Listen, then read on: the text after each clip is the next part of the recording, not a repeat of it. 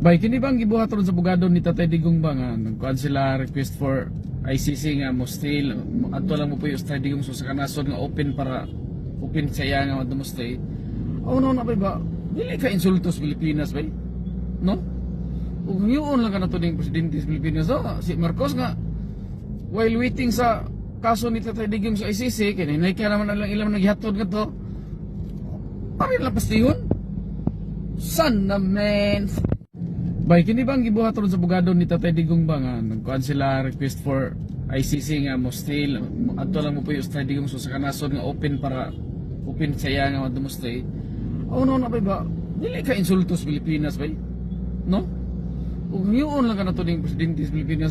Si Marcos nga while waiting sa kaso ni Tatay Digong sa ICC kini nay ka naman lang ilang naghihatod nga to. Parin lang pastihon. Son na man.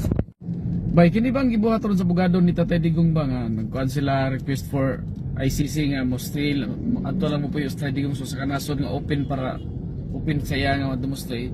Na ba? Dili ka insultos Pilipinas bay. No? Ug hiyon lang ka na to ning presidente sa Pilipinas. Si Marcos nga while waiting sa kaso ni Tatay Digong sa ICC kini nay ka naman lang ilang naghihatod nga to. Parin lang pastihon.